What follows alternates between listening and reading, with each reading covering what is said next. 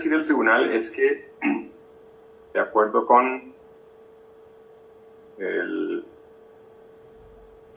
parágrafo primero del artículo 39 del Código de Procedimiento Penal, es competente para resolver la solicitud de revocatoria de medidas de aseguramiento dentro de este proceso que se adelanta en contra del señor Julio Hawkins por la posible comisión de los delitos de celebración de contratos sin cumplimiento de requisitos legales y peculado por apropiación.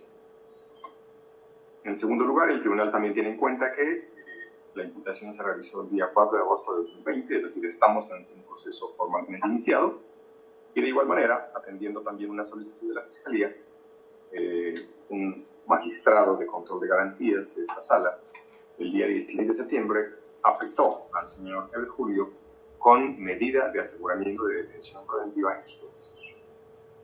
Muy bien.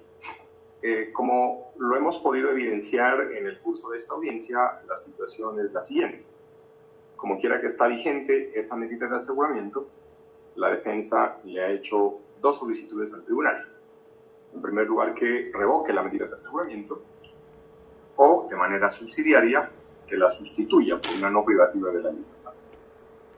Por su parte, la Fiscalía General de la Nación se ha mostrado en desacuerdo con ese punto de vista. Para su forma de ver las cosas, los elementos materiales probatorios aportados por la defensa no alteran el panorama y la medida de aseguramiento debe seguir vigente. La Procuraduría General de la Nación le da razón a la defensa, considera que efectivamente los elementos materiales probatorios por ella aducidos tienen la idoneidad suficiente para afectar la inferencia razonable de autoría o participación, pero considera que en vista de esa situación, la solución por la que debe votar el tribunal es aceptar la petición subsidiaria de la defensa e imponer una medida de aseguramiento no privativa de la libertad. Y finalmente, el tribunal también escuchó al señor Ever Julio y él se mostró de acuerdo con la solicitud principal que hizo su defensor y de manera subsidiaria con la petición de sustitución de la medida. Frente a todo este panorama, el tribunal debe fijar su postura. Muy bien. Para ese efecto, el tribunal abordará los siguientes temas. En primer lugar, se remitirá al derecho de convencionalidad como fundamento de la detención preventiva en los estados de derecho contemporáneos. En segundo lugar, hará una breve exposición sobre los presupuestos de la medida de detención preventiva en el proceso penal colombiano.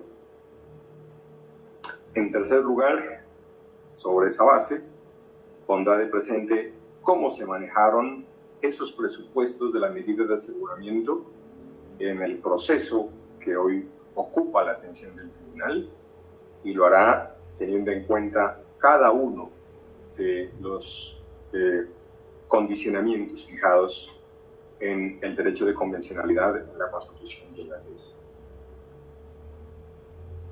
Con ese marco, el tribunal luego hará referencia a los elementos materiales probatorios aportados por la defensa, no todos, porque algunos no son relevantes para esta decisión, a pesar de que el tribunal sí los ha mirado con detenimiento, y luego de ver cuáles son esos elementos, el tribunal hará una valoración de esos elementos para ver cuál es la consecuencia que tienen en los presupuestos de la medida de aseguramiento. Posteriormente, el tribunal, con base en eso, planteará una conclusión de carácter provisional. Enseguida, tendrá en cuenta los elementos materiales probatorios aportados por la Fiscalía y los valorará. Y después de valorar los elementos probatorios aportados por la Fiscalía, planteará una conclusión de carácter definitivo. Y, por último, el tribunal también asumirá una postura frente al planteamiento expuesto por la Procuraduría General de la Nación. Finalmente, el tribunal tomará una decisión, la notificará en estrados e indicará los recursos que proceden contra ella. Esta es la secuencia argumentativa que seguirá el tribunal en esta audiencia. Muy bien. El primer tema que se anunció es el de el fundamento de las medidas de aseguramiento en los estados de derecho. En este punto, el tribunal siempre ha tenido una postura definida y es la postura que mantiene aún en este momento.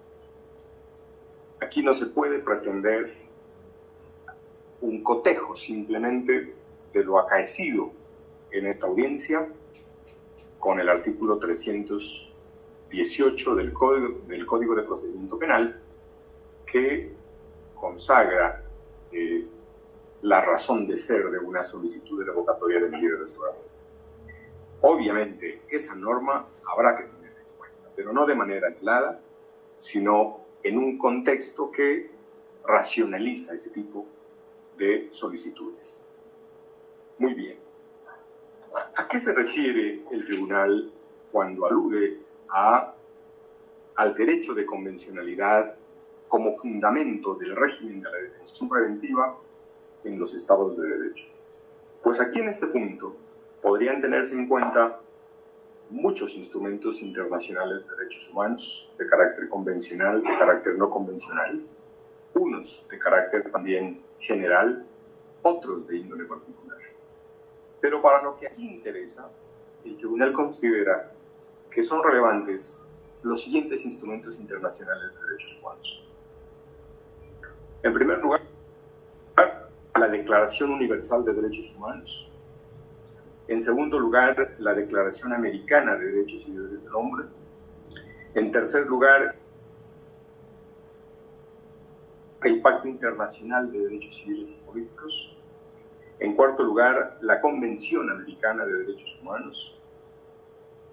En quinto lugar, la Convención contra la Tortura y otros tratos o penas crueles, inhumanos o degradantes. Aparte de ello, la Convención Interamericana para prevenir y sancionar la tortura. Además, los 4 convenios de Ginebra y sus 3 protocolos adicionales, y la Convención Interamericana para prevenir, sancionar y erradicar la violencia contra la mujer, o Convención de Belén do Pará.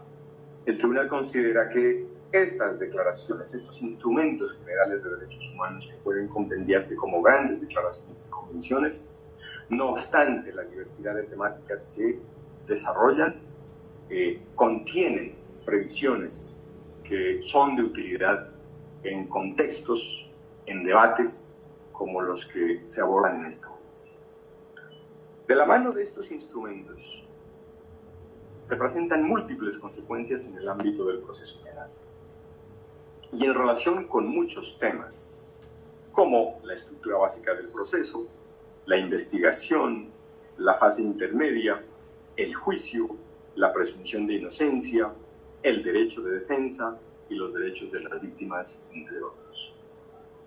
Pero para lo que interesa a esta audiencia, es de interés, es relevante ver cómo se racionaliza la detención preventiva en esos instrumentos. Un seguimiento más o menos detenido de ellos permite llegar a esta conclusión. Hay por lo menos 9 temáticas relacionadas con la detención preventiva que han sido reguladas con mayor o menor detenimiento en los instrumentos que acabo de mencionar. E indico cuáles son. En primer lugar, la sujeción de la detención preventiva al principio de legalidad y la proscripción de las detenciones arbitrarias. En segundo lugar, el condicionamiento de la detención preventiva a la necesidad de realizar unos fines procesales con fundamento en instrumentos internacionales de derechos humanos. El tribunal pone énfasis en esta segunda implicación. En tercer lugar, la información de las razones de la detención. En cuarto lugar, el carácter excepcional de la detención preventiva. Desde ese contexto de fundamentación, la medida de aseguramiento de detención preventiva, por su impacto en los derechos fundamentales de los procesados, es de carácter estrictamente excepcional. En quinto lugar, los instrumentos desarrollan con mayor o menor énfasis el plazo razonable por el que debe mantenerse la detención preventiva. En sexto lugar, esos instrumentos en conjunto plantean que la violación del plazo razonable de la detención preventiva como es una causal de libertad provisional. Como séptimo punto, esos instrumentos destacan, aunque con un carácter general, el trato humano que se le debe dar a la persona detenida.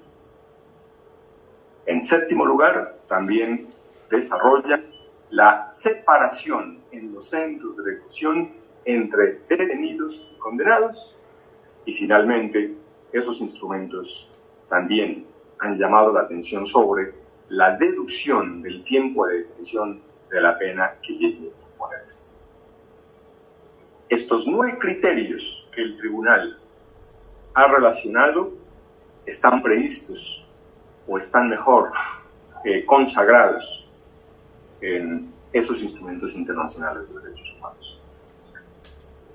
Esto pone de presente que en las democracias contemporáneas los sistemas internos de justicia penal no son de libre configuración.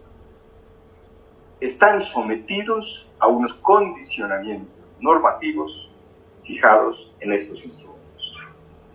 Obviamente, se puede quizás hacer un análisis más detenido para destacar cómo otros instrumentos especiales o cómo otros instrumentos que no aquí están previstos expresamente en esta intervención llevan estas implicaciones a unos mayores niveles de desarrollo.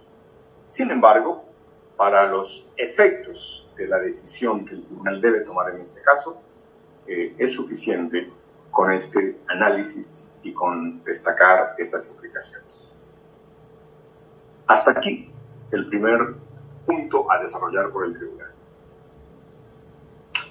En segundo lugar, de manera más o menos compatible con esos fundamentos, en el sistema acusatorio colombiano se han diseñado unos presupuestos que condicionan la viabilidad de una medida de aseguramiento de detención preventiva. Esos presupuestos, de acuerdo con la Constitución y su desarrollo legal, son 5. En primer lugar, la legitimidad para solicitar la medida de aseguramiento. En el sistema acusatorio colombiano, la regla general es que esa legitimidad recae sobre la Fiscalía General de la Nación y de manera excepcional, en algunas hipótesis previstas por la ley, puede recaer también en las víctimas. Sin embargo, otro tipo de intervinientes, como el Ministerio Público, no están legitimados para una solicitud de ese tipo. El segundo presupuesto de la medida de aseguramiento de detención preventiva es la satisfacción de un estándar probatorio. Como se sabe, un estándar probatorio es el nivel de acreditación de una hipótesis, en este caso de la Fiscalía, al que debe llegar el juez con base en la evidencia aportada y debe tenerlo el juez por satisfecho. El estándar probatorio como grado de verificación de una hipótesis es muy relevante en el ámbito de la imposición de las medidas de aseguramiento. En el caso colombiano, el estándar probatorio requerido es que el juez, con base en los elementos materiales probatorios puestos de presente por la Fiscalía o en su caso por la víctima, pueda realizar una inferencia razonable de autoría o participación por el imputado en el delito por el cual se lo está procesando. En el sistema acusatorio colombiano, el tercer presupuesto para imponer una medida de aseguramiento remite a varios condicionamientos de carácter objetivo previstos en la ley. Para casos como el que aquí se analiza, ese presupuesto de carácter objetivo tiene que ver con la pena fijada para el delito por el que se procede. Solo hay lugar a una medida de aseguramiento de detención preventiva cuando la conducta típica es sancionada en la ley con una pena de prisión de 4 años o más. El cuarto presupuesto que se debe tener en cuenta para que sea viable una medida de aseguramiento de detención preventiva es la satisfacción de unos fines superiores.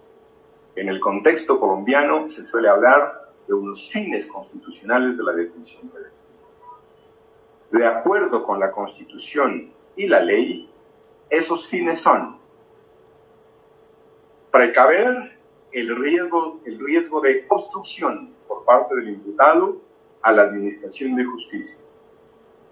El segundo riesgo es el riesgo de reiteración, que tiene que ver con la posible generación de un peligro para la comunidad y para la víctima por parte del imputado. Y el último es el riesgo de fuga.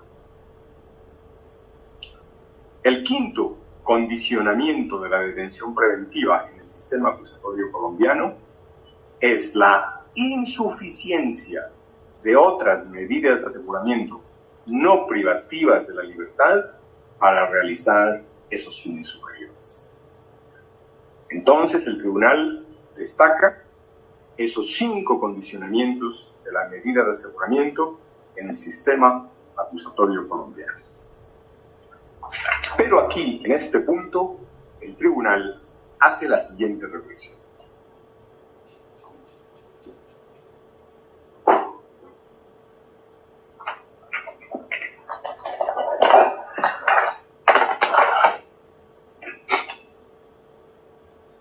En Colombia, los jueces de control de garantías, ante quienes se formula una solicitud de medida de aseguramiento de detención preventiva, se encuentran frente a un dilema que parece ser agobiante.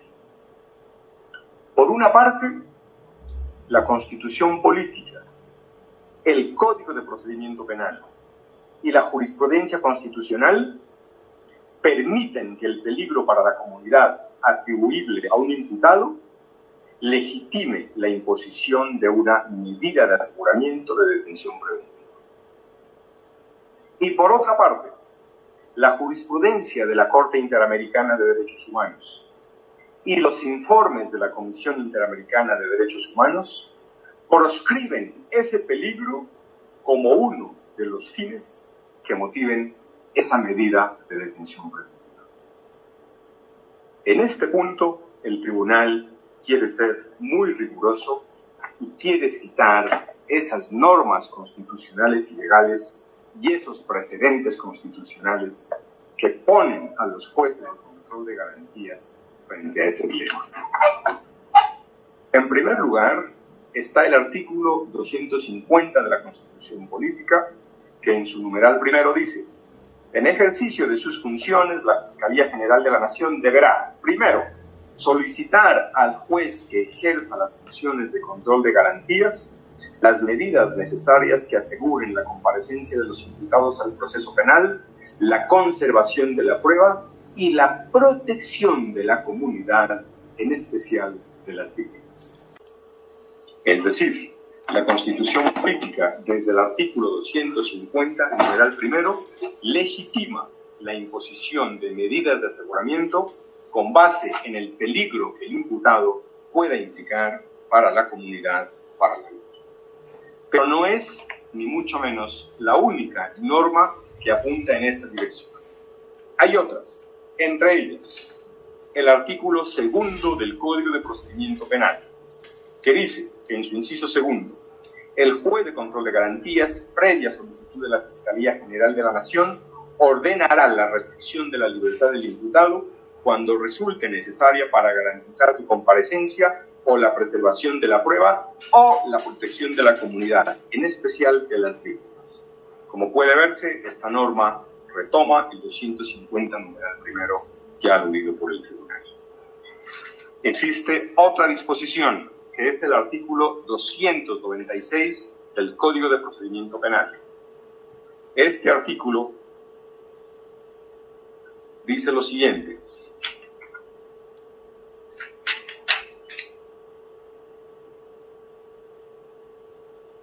finalidad de la restricción de la libertad.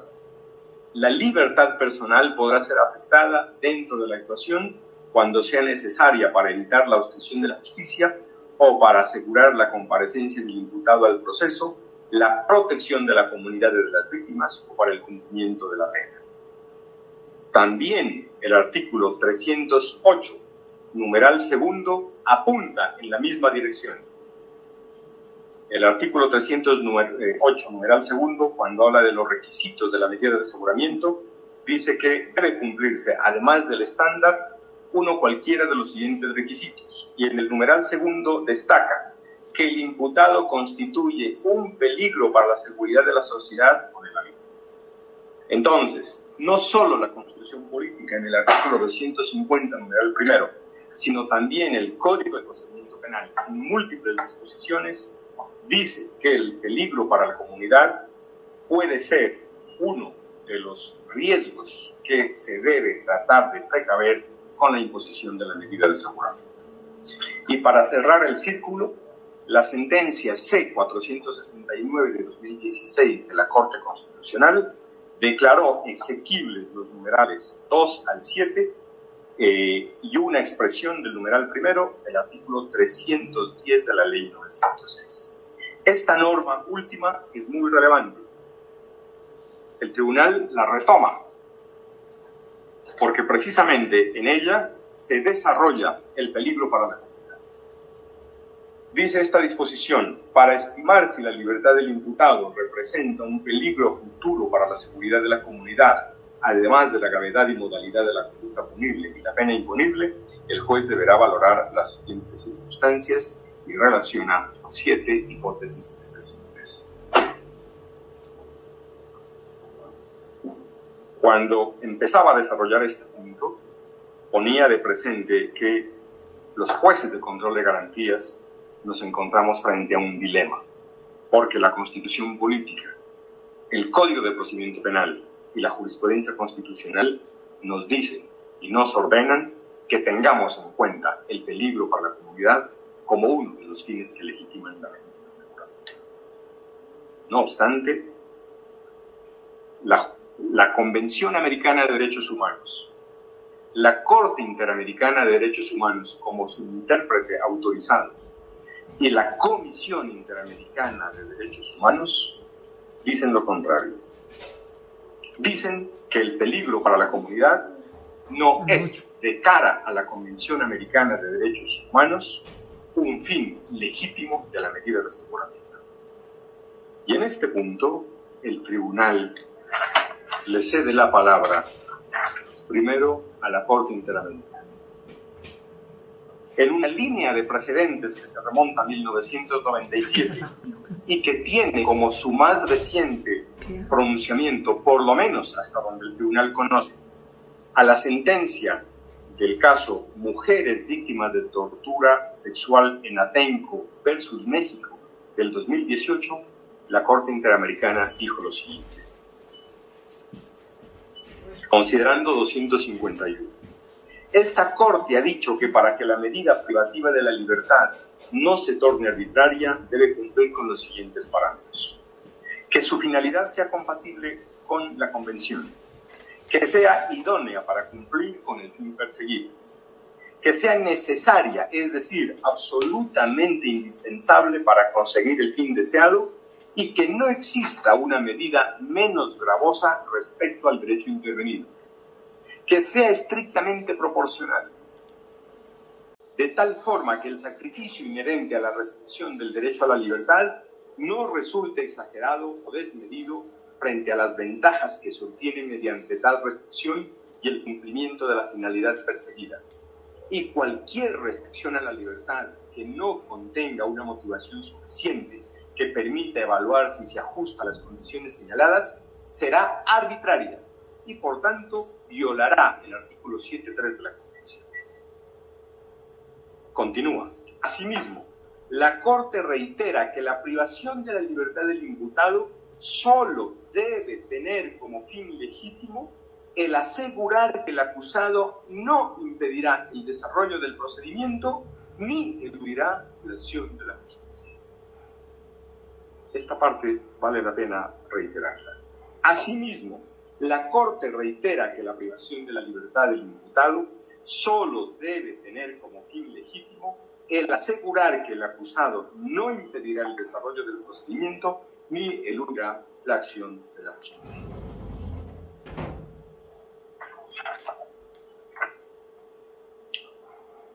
Por su parte, la Comisión Interamericana de Derechos Humanos ha puesto en el informe sobre el uso de la prisión preventiva en las Américas, considerando 144. En sentido concordante, la Comisión Interamericana entiende que la norma contenida en el artículo 7.5 de la Convención prevé como únicos fundamentos legítimos de la prisión preventiva los riesgos de que el imputado intente eludir el accionar de la justicia o de que intente obstaculizar la investigación judicial. En este sentido, lo que se pretende por medio de la aplicación de esta medida cautelar es concretamente lograr la efectiva realización del juicio a través de la neutralización de los riesgos procesales que atenten contra este. Por lo tanto, es contrario a esta norma y al derecho a la presunción de inocencia e incongruente con el principio de interpretación pro homine el que se justifique la detención previa al juicio con fines preventivos como la peligrosidad del imputado, la posibilidad de que cometa delitos en el futuro o la repercusión social del hecho. No solo por las razones expuestas, sino porque se apoyan en criterios de derecho penal material, no procesal, propios de la respuesta punitiva.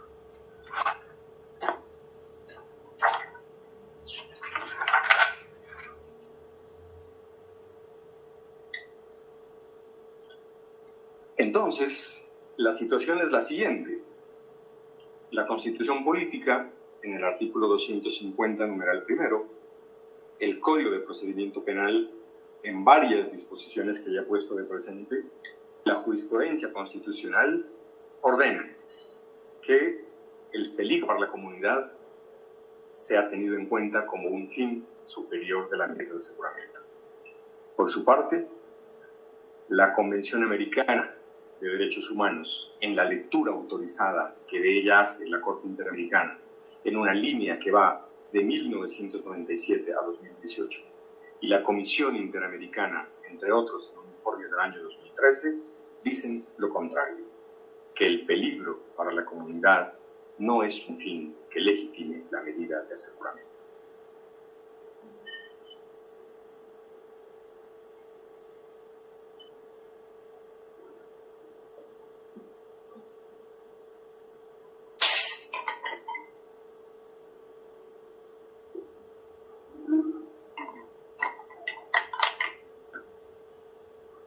Obviamente, aquí debe optarse por una solución. Pero, en búsqueda de esa solución, el panorama es bastante paradójico. En un terreno tan pedregoso como el de las medidas de aseguramiento personales, muchos jueces prefieren la seguridad que les ofrece el aplicar el régimen normativo interno y la jurisprudencia constitucional que lo valida, y no afrontar la secuencia de incertidumbres que sobreviene al ejercicio del control de convencionalidad. Los reproches públicos de la Fiscalía y de las víctimas. El fantasma real de las investigaciones penales y disciplinarias contra los jueces que razonen de esa forma. El enjuiciamiento de esos funcionarios en los medios de comunicación. Y en fin, esto es tan absurdo como delicado, hasta la descalificación profesional. Esto explica que en el caso colombiano, las cosas, si bien desde los fundamentos del proceso penal deben ser de una forma, en la práctica judicial son de una forma bastante diferente. ¿Cuál es la postura del tribunal en este punto? Es muy clara. Siempre lo ha sido. Indistintamente del régimen constitucional y legal interno y de sus desarrollos jurisprudenciales, los jueces de control de garantías deben dar primacía al derecho convencional. Es decir, deben aplicar la Convención Americana de Derechos Humanos y la jurisprudencia de la Corte Interamericana de Derechos Humanos. Como consecuencia de ello, por lo menos es el criterio de este funcionario, el peligro para la comunidad debe desecharse como uno de los fines de la detención preventiva. Y hay razones potenciales para ello. Bastaría con invocar el efecto vinculante del derecho de convencionalidad sobre el derecho constitucional, el régimen legal y la jurisprudencia de los tribunales internos. Pero, como lo ha dicho autorizada doctrina, hay que velar porque en toda decisión se alcance el resultado que mejor proteja a la persona humana. Y no se puede desconocer, en la misma línea, y citando doctrina autorizada, que los órganos del Estado, en el marco de sus competencias, deben tomar en cuenta la Convención Americana de Derechos Humanos y la interpretación que sobre esta ha realizado la propia Corte, y que los Estados deben cumplir las obligaciones asumidas sin poder invocar para su incumplimiento el derecho interno.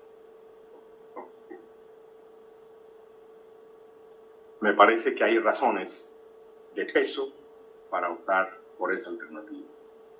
Si los actores del proceso penal renunciaran a fundamentar la detención preventiva en el peligro para la comunidad que pudiera atribuirse al imputado, todos ganaríamos. La Fiscalía lo haría en legitimidad y en confianza ciudadana, pues la sociedad sabría a buen seguro que aquella adecuaría el cumplimiento de sus funciones de investigación y acusación a los fundamentos del proceso penal contemporáneo, más que a las formulaciones normativas internas. Por otra parte, las víctimas comprenderían que sus comprensibles demandas de verdad, justicia, reparación y garantía de no repetición deben ser atendidas en el marco de un proceso penal legítimo y, en consecuencia, sin actos prematuros de ajusticiamiento contra el imputado. Este y la defensa contarían con la garantía de que solo habría lugar a la limitación del derecho a la libertad personal con fines validados, o mejor, con base en fines validados por el derecho convencional. Y los jueces de control de garantías renunciarían a ser los mecánicos aplicaciones de instituciones infiltradas en los textos constitucionales y se potenciarían como guardianes de los derechos fundamentales en el proceso penal, en todo aquello que no atañe al juez de conocimiento. Así, abundarían razones para que den primacía a las garantías sobre las publicitadas pretensiones de eficacia del ejercicio del poder público. Entonces, decía que en Colombia los jueces de control de garantías que resolvemos solicitudes de imposición o revocatoria de medida de aseguramiento nos encontramos frente a esa situación dilemática y que en lo que atañe a esta corporación la forma de resolver ese dilema es bastante clara: dar relación al derecho de convencionalidad.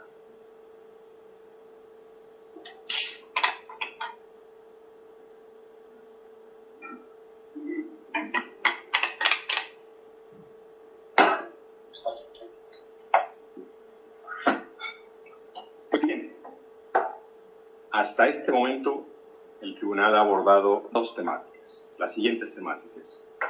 Ha invocado el derecho de convencionalidad como fundamento del régimen de la detención preventiva en los estados de derecho, ha destacado los presupuestos de la medida de aseguramiento de detención preventiva en el sistema acusatorio colombiano y en este punto ha puesto de presente la incoherencia que existe entre el régimen interno y el régimen convencional. Y en ese punto ha optado por una postura que la mantiene incluso en esta oportunidad: dar primacía al derecho de convencionalidad sobre el derecho interno. Tercer tema que aborda el tribunal: el manejo de los presupuestos de la medida de aseguramiento de detención preventiva en este caso. En primer lugar, en relación con la legitimidad, no hay ningún reparo porque simplemente la Fiscalía se encuentra legitimada para hacer esa solicitud, y en ejercicio de esa atribución constitucional fue que solicitó y obtuvo la imposición de esa medida. En segundo lugar, en relación con el estándar probatorio, es decir, la injerencia razonable de autoridad y participación del imputado en los delitos de celebración indebida de contratos y peculado por apropiación, se apoyó en múltiples medios de conocimiento. Del examen de la decisión que impuso la medida de aseguramiento se advierten múltiples fundamentos, pero los más relevantes que puso de presente la Fiscalía y que acató el tribunal fueron los siguientes. El imputado inició un proceso contractual ordinario de mínima cuantía y lo varió a contratación directa por urgencia manifiesta declarada por él. Ese contrato se suscribió por un valor muy superior al inicialmente cotizado por el contratista, que fue de 110 millones, y por otros que fueron de 55 millones, 65 millones y 139 millones. Hubo un claro favorecimiento del contratista, la empresa Noel Soto SAS, cuyo representante legal es Henry Ramírez García, tanto que fue el único invitado al Consejo de Gobierno del 7 de marzo de 2020 en el que se planteó la necesidad de una campaña de publicidad. También la resolución 365 del Ministerio de Salud se consideró relevante. Esta resolución es del 12 de marzo de 2020. Y finalmente, en lo que tiene que ver con el contrato, la suscripción de un contrato sin cumplimiento de requisitos legales, aquí se debe tener en cuenta que la pena fijada para este delito en el artículo 410 del Código Penal es de 64 meses de prisión. Muy bien. Entonces, eso en relación con la legitimidad, con el estándar, con la pena. ¿Qué pasó en el tema de los fines constitucionales de la medida? Se tuvieron en cuenta dos fines: el riesgo de obstrucción, con base en una interceptación de una conversación telefónica realizada el 15 de mayo de 2020 entre el contratista y una mujer desconocida, lo que ponía de presente la posibilidad de la manipulación de la documentación que dé cuenta de este proceso contractual. Y se tuvo también en cuenta el riesgo de reiteración, el peligro para la comunidad, en el entendido que el imputado, por el cargo que desempeña, es ordenador del gasto, y eso genera ese peligro que ya se ha puesto de presente. Como puede advertirse en esta decisión, lo que por demás es completamente respetable, se dio primacía a la Constitución Política, al Código de Procedimiento Penal, de la sentencia C-469 del 2016 sobre el derecho de convencionalidad. En relación con el último presupuesto, el quinto presupuesto de la medida de aseguramiento, al tribunal le llamó la atención que no se dijo nada. No sé, es posible que al tribunal se le haya pasado por alto, pero hasta donde se revisó la actuación no se encontró que se hubiese hecho referencia a esta exigencia prevista en el artículo 307, parágrafo segundo del Código de Procedimiento Penal. Entonces, ese fue el contexto en el cual se tomó la decisión que aquí nos convoca. Para hacer claridad, habría que poner de presente al auditorio que todo esto tiene génesis en el contrato 291 de 2020, suscrito entre la Gobernación y el contratista Noel Foto SAS, y que era un contrato para la realización de tareas de publicidad en el marco de la pandemia. El representante legal fue Henry Ramírez García. Muy bien. El tribunal se ocupa del cuarto tema,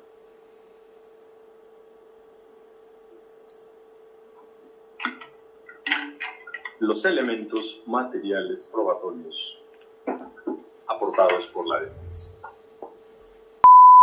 Aquí aparecen unas declaraciones juramentadas. Juan Enrique, con base en esto se pueden plantear algunas conclusiones.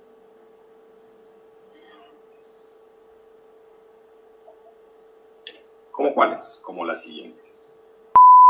La defensa es titular del derecho a probar como uno de los contenidos del derecho de defensa, pero no tiene la carga de demostrar su inocencia. Como consecuencia de ello, la defensa no está vinculada por un estándar probatorio propio. Este punto es delicado, porque habría que ver entonces cuál es el grado de verificabilidad de la hipótesis de la defensa que debe plantearle al tribunal para que la revocatoria de la medida sea procedente.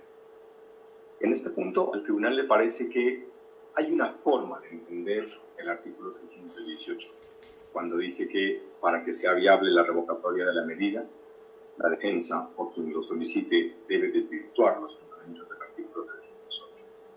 ¿Cómo se entiende ese desvirtuar? Al tribunal le parece que la respuesta viene dada por la presunción de inocencia que convencional, constitucional y legalmente está vigente en Colombia, y por el indubio pro reo como una de sus implicaciones. ¿Ya? Al tribunal le parece que la presunción de inocencia rige en todo el proceso y que el indubio pro reo como una de sus implicaciones también rige en todo el proceso. Y se presenta este contexto para plantear la siguiente conclusión provisional. Tal como lo concluyó también la Procuraduría, el tribunal concluye también provisionalmente que los elementos materiales probatorios de la defensa quizá no demuestren la inocencia del imputado, pero ese no es el deber de la defensa, demostrarle la inocencia del imputado. Al tribunal le parece que los elementos materiales probatorios aportados por la defensa generan una duda razonable sobre la concurrencia de la inferencia razonable de autoría y participación. Y por un mandato convencional, constitucional y legal, esa duda debe resolverla a favor del imputado. Entonces, en este caso, la Fiscalía cumplió con la exigencia de legitimidad para solicitar la medida, pero el tribunal concluye que en este momento, en relación con el estándar probatorio, la evidencia aportada por la defensa es suficiente para generar una duda razonable en el estándar requerido para mantener vigente la medida de aseguramiento de detención domiciliaria. Este argumento sería suficiente para resolver la petición que aquí ha hecho la defensa. No obstante, el tribunal plantea un argumento adicional, que si bien puede calificarse de innecesario, no es menos relevante.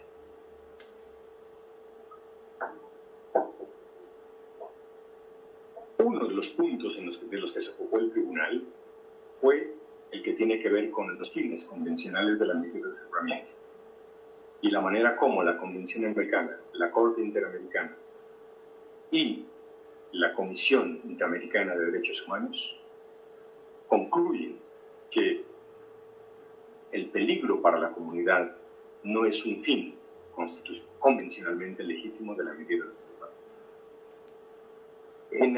En este caso, este fin de la medida sí se tuvo en cuenta. Como se sabe, se conoce también con el nombre de riesgo de reiteración.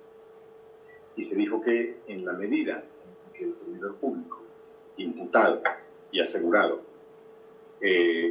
se mantuviera detenido preventivamente, se evitaba un daño para la comunidad.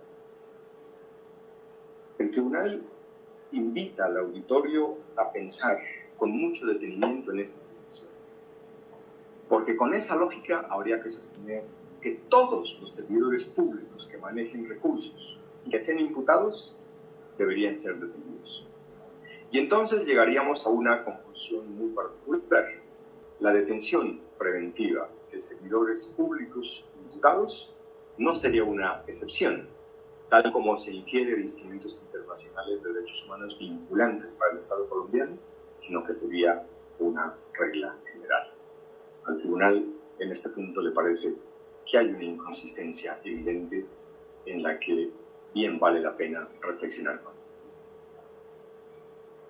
En este punto, en otro contexto, podría legítimamente hablarse de una excepción de inconvencionalidad para inaplicar el artículo 250, numeral primero de la Constitución Política, para inaplicar múltiples disposiciones del Código de Procedimiento Penal y para inaplicar incluso la sentencia C-469 de 2016 de la Corte Constitucional, y para aplicar preferentemente el artículo 7 de la Convención Interamericana de Derechos Humanos, la línea jurisprudencial vigente en la Corte Interamericana entre los años 1997 y 2018 y el criterio autorizado de la Comisión Interamericana de Derechos Humanos. Pero el tribunal aclara en este punto lo siguiente: no hay lugar en este caso a aplicar esa excepción de inconvencionalidad. Y la razón es muy sencilla. No hay lugar a ello, no se llega a ese nivel de análisis, porque en este caso se desvirtuó el estándar, en el entendido que con base en los medios de conocimiento aportados por la defensa, en este tribunal se logra generar una duda razonable sobre la concurrencia del estándar fijado en la ley para la viabilidad de una medida de aseguramiento de detención. Y el tribunal en este punto hace una última aclaración.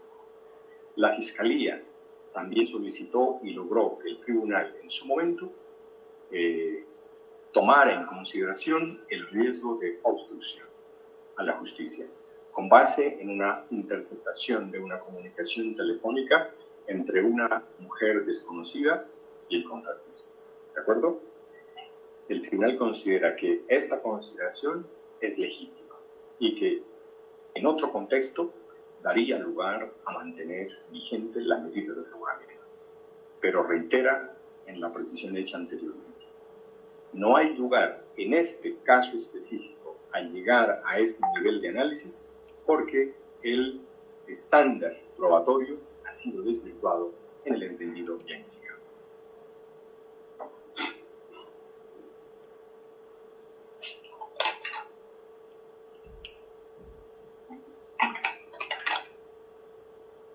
El tribunal se ocupa ahora, en sexto lugar, de los elementos materiales probatorios aportados por la Fiscalía. Ya ha dicho el tribunal que ha llegado a una conclusión de carácter provisional. Que esa conclusión provisional se mantenga o no dependerá del alcance de lo acreditado documentalmente por la Fiscalía y, como luego se verá, de lo argumentado por la Fiscalía en esta audiencia. La Fiscalía aportó un acta el 7 de marzo del 2020, pero la Fiscalía no solo aportó medios de conocimiento, también argumentó. Y como sexto punto de esta motivación, el tribunal da respuesta a los argumentos expuestos por la Fiscalía. En primer lugar, si no se entendió mal, el tribunal aprecia que la Fiscalía asume el desvirtuar de que habla el artículo 318 del Código de Procedimiento Penal como demostración de inocencia. El tribunal toma distancia de esa comprensión de ese instituto.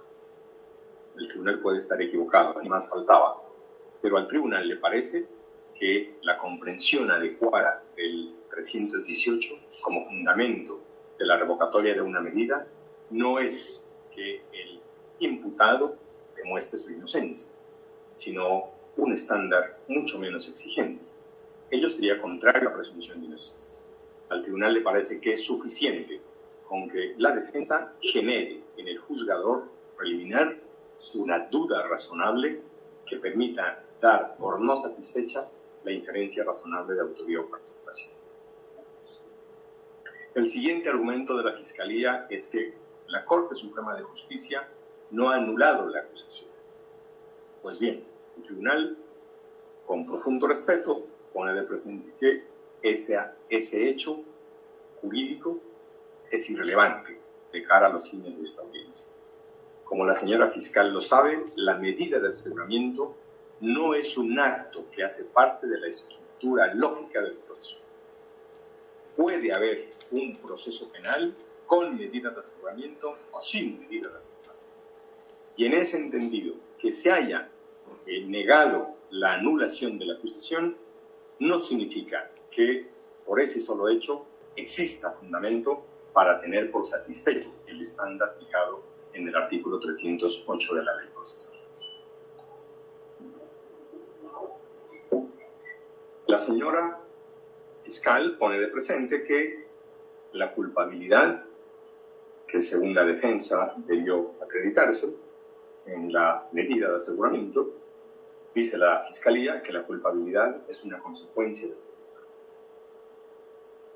El tribunal toma distancia de este argumento.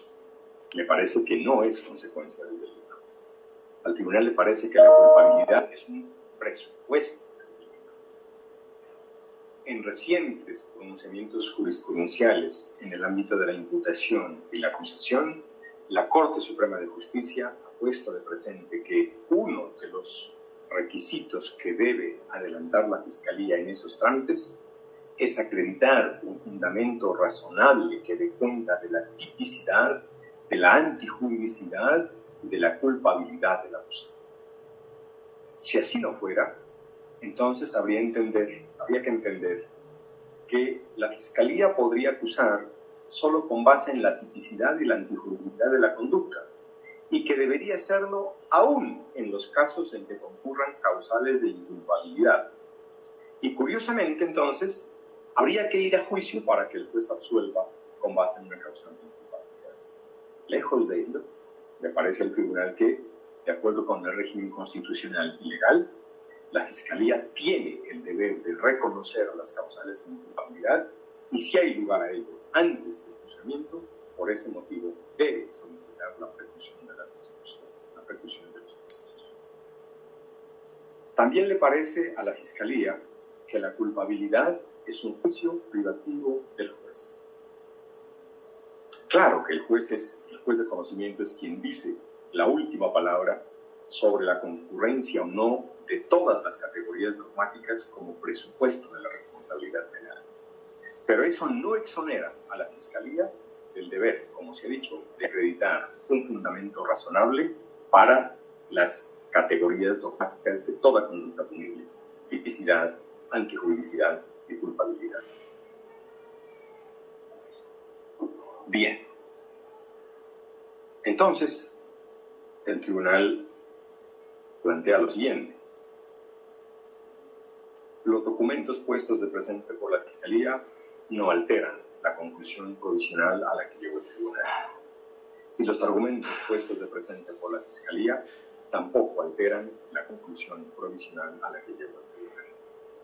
Por lo tanto, esa decisión provisional sobre la concurrencia de una duda que impide tener por acreditado el estándar para imponer la medida de aseguramiento de detención preventiva, esa conclusión provisional se torna definitiva esta audiencia. Aquí el tribunal hace una aclaración. Esta decisión no es una decisión sobre responsabilidad o inocencia. Esto se decidirá en el juicio. La decisión revocatoria que aquí se toma es una afirmación de que se han desvirtuado los presupuestos necesarios para imponerle al imputado cautelas orientadas a realizar los fines del proceso.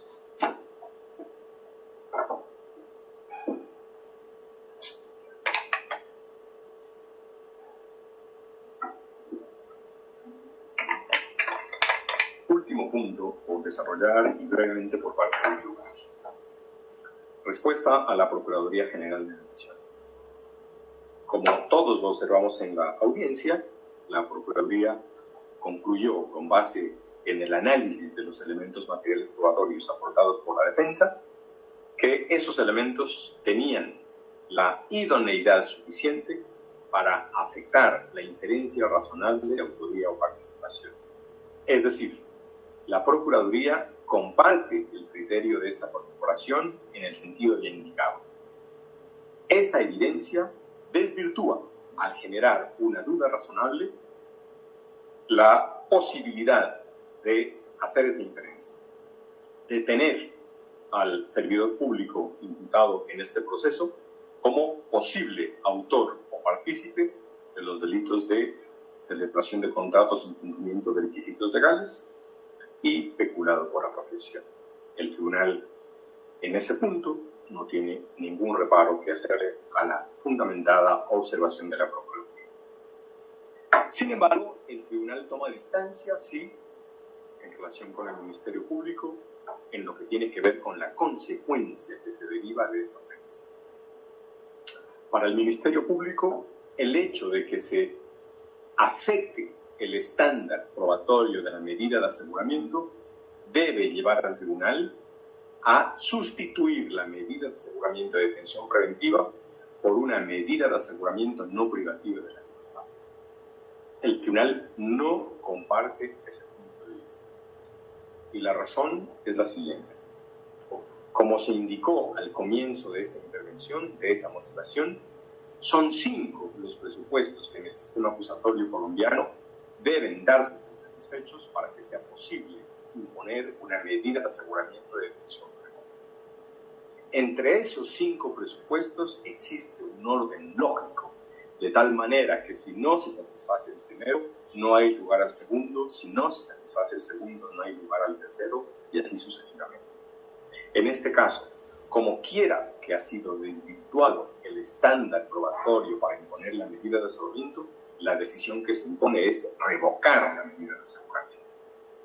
Imponer una medida de aseguramiento no privativa de la libertad sería una evidente contradicción, porque el fundamento probatorio de las medidas de aseguramiento no privativas de la libertad es el mismo fundamento probatorio que la medida de aseguramiento privativa de la libertad. Por lo tanto, el tribunal en este punto, en síntesis, comparte el criterio de la Procuraduría en cuanto a que aquí ha sido desvirtuado el estándar para mantener vigente la medida de aseguramiento, pero toma distancia en cuanto al efecto de ese hecho. En razón de esa situación, hay lugar a la revocatoria y no a la sustitución invocada. Con base en la motivación precedente, entonces, el Tribunal Superior de Bogotá, actuando como este proceso, toma su decisión. En primer lugar, el tribunal revoca la medida de aseguramiento de detención preventiva impuesta en contra del señor Ever Julio Hawkins por el Tribunal Superior de Bogotá en la decisión del 16 de septiembre de 2020. En segundo lugar, el tribunal ordena que esta decisión se comunique en el menor término posible a la Presidencia de la República y al Ministerio del Interior.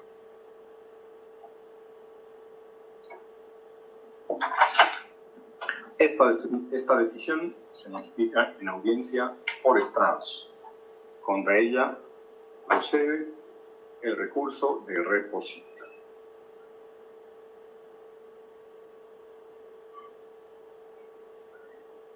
Señora fiscal, le escuchamos. Conforme con la decisión sin recurso alguno. Gracias, señora procuradora. Señora fiscal, perdón. Señora procuradora. Su señoría, el Ministerio Público, conforme con su decisión, no hay recursos. Señor defensor. Ajustado a derecho su decisión, honorable magistrado. Señor imputado.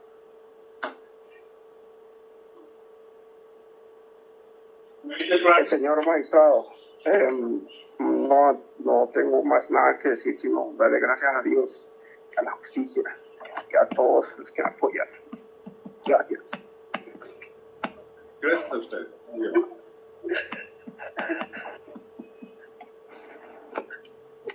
Muy bien. El objetivo previsto para la realización de esta audiencia se ha cumplido. El tribunal da por terminada esta audiencia y les expresa un sincero agradecimiento a todas las partes intervinientes por la manera como se han desenvuelto en este acto procesal y por la colaboración que prestaron para que el mismo se cumpliera sin ninguna situación que lamentar. Muchas gracias a todos, que estén muy bien, pueden retirarse.